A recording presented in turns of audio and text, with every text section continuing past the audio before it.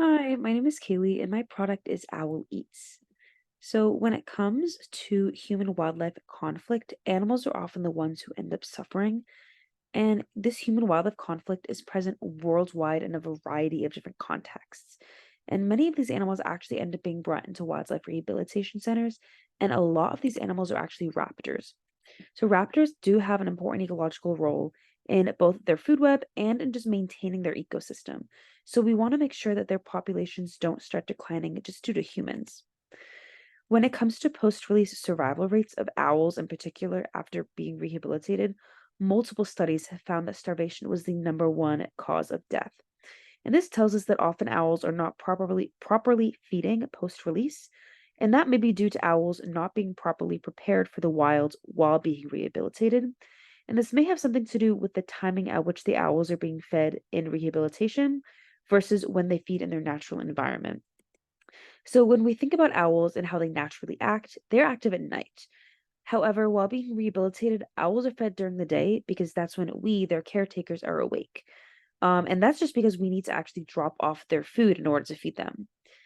To fix this, I propose OwlEats. OwlEats is an automated feeding system that will be used to feed mice to the owls that are being rehabilitated at times that are more natural for the owls.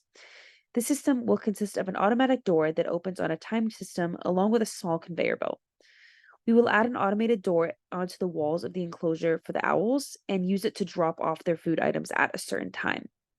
Owls will start off being fed dead mice, which will just be placed on the conveyor belt and will be placed on the other side of the door and will be moved into the enclosure as the door opens at a specified time.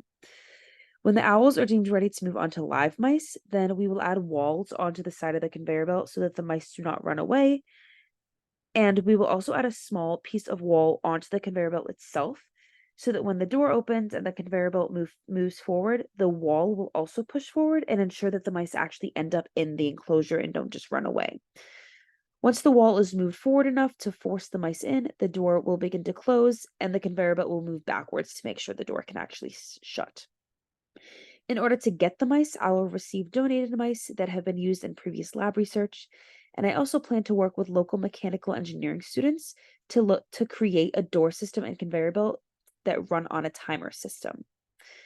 And I will be testing these in local rehabilitation centers at first just to test the effectiveness of it.